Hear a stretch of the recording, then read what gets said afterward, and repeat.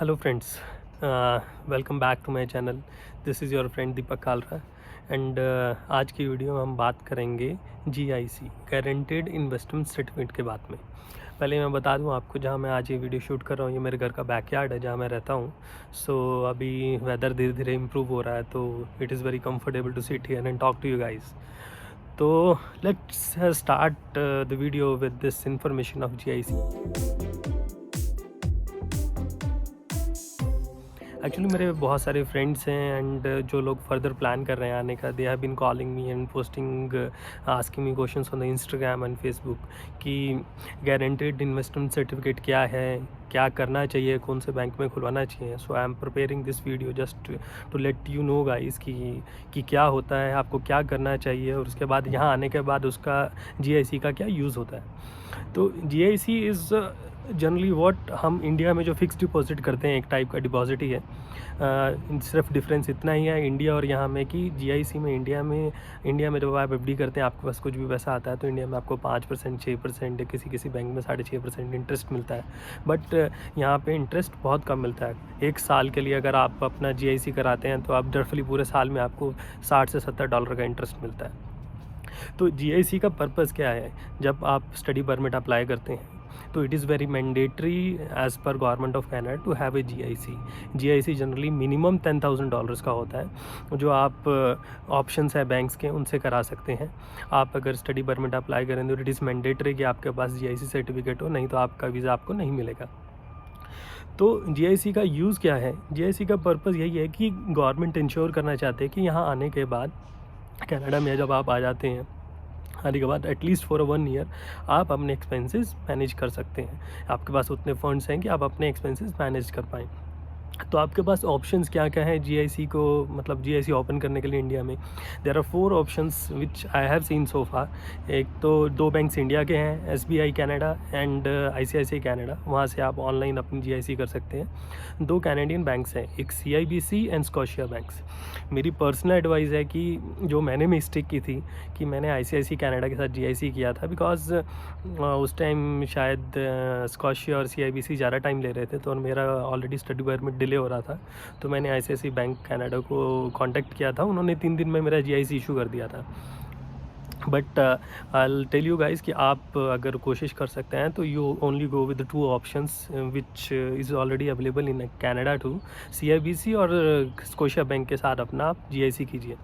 अभी Indian banks ना choose करके कैनेडियन बैंक्स चूज़ करने का पर्पस सिर्फ एक ही है कि यहाँ पे आईसीआईसीआई एंड एसबीआई की ब्रांचेस बहुत कम है, सर्विसेज भी उतनी एफिशिएंट नहीं है, तो आपको यहाँ आने के बाद कुछ प्रॉब्लम हो सकती है, तो it will be difficult for you to manage.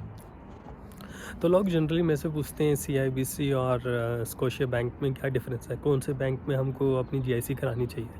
तो एक सीधा सा डिफरेंस है, अगर आप स्कोशिया से अपनी जीआईसी करा रहे हैं तो स्कोशिया आपको $10,200 चार्ज करता है, तो $200 की प्रोसेसिंग फ़ी है। एंड अगर आप सीआईबीसी कराते हैं तो आपको दे चार्ज एग्जैक्टली $10,000। ये एक बेनिफिट है आपके पास में। एंड दोनों की branches, services, everything is same. मैंने जब आईसीआईसीआई से कराया था तो आईसीआईसीआई ने मेरे को $10,150 चार्ज किए थे, $150 उनकी प्रोसेसिंग फ़ी है। So I will advise you guys कि आप सीआईबीसी या स्कोशिया में से ही प्रेफर करें, बिकॉज इन दोनों की ब्रांचेस भी अवेलेबल हैं, आप इमीडिएटली जाके अपॉइंटमेंट बुक करके अपना अकाउंट भी खोल सकते हैं। तो अभी नेक्स्ट पार्ट जो है इसका, अभी आपने जीआईसी करा लिया है, जीआईसी करा के आप कनाडा आ गए, तो इसका फर्दर यूज़ क्या है? तो आप जीआईसी करा के जब कनाडा आते हैं तो यहाँ अपनी आप अपॉइंटमेंट बुक करके स्कॉशिया बैंक या सीआईबीसी बैंक में आप जाएंगे। आप अपने लिए यहाँ पे एक अकाउंट खोलेंगे, जैसे आप नॉर्मल सेविंग्स अकाउंट इंडिया में खोलते हैं वैसे एक अकाउंट आपका यहाँ पे खोला जाता है। तो यहाँ पे जनरली 2 टाइप के अकाउंट्स होते हैं जब आपका बैंकिंग सिस्टम स्टार्ट होता है। एक चेकिंग अकाउंट होता है, एक सेविंग्स अकाउंट होता है। चेकिंग अकाउंट्स में क्या होता है कि आप नॉर्मल जो डेली एक्सपेंसेस आप मैनेज करते हैं तो वो चेकिंग अकाउंट से होता है, और आपके पास जो एक्सेस मनी होती है, एक्सेस मनी आप अपनी सेविंग्स अकाउंट पर रखते हैं और उसमें इंटरेस्ट रेट बहुत कम होता है। It is very negligible, 0.3, 0.4 depending on your type of money. तो आप जब अकाउंट खोलते हैं, अपने बैंक में जाते हैं, आप अकाउंट खोलने के बाद द फर्स्ट डे आपके अकाउंट में $10,000 में से $2,000 आपके अकाउंट में क्रेडिट हो जाते हैं आपके इनिशियल एक्सपेंसेस को मैनेज करने के लिए। जो बाकी के $8,000 हैं वो नेक्स्ट 12 महीने में आपके अकाउंट में $670 करके हर मंथ आपके अकाउंट में क्रेडिट किए जाते हैं, ताकि आप अपने डेली एक्सपेंसेस हैं, अपने लीज़ एग्रीमेंट के जो आपके चार्जेस हैं या आपकी ग्रॉसरीज हैं, आप मैनेज कर सकें। तो this is all about GIC। जो मेरी एक टिप जो मैं आपको अपनी तरफ से देना चाह रहा हूँ, बिकॉज मेरे को आए हुए कनाडा में अभी 2 महीने हुए, how I am managing my expenses so far. मैंने आज तक स्टार्टिंग में भी फर्स्ट मंथ को छोड़ के मैंने अपनी GIC अमाउंट को टच नहीं किया, because I'm saving that all the money for my fees for the next semester। and आप भी ऐसा कर सकते हैं। ऐसा नहीं है कि GIC अमाउंट आया $2,000, चलो जी आईफोन लेके आते हैं, आईफोन आईपैड लेके आते हैं, तो आप उसको सेव कीजिए। सेव करने से आपको इंडिया से कभी पैसे मंगाने की ज़रूरत नहीं पड़ेगी।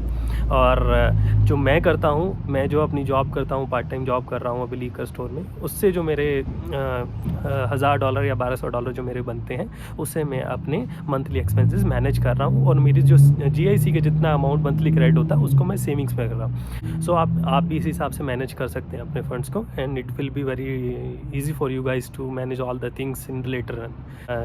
That's all for the day from my end. Thank you.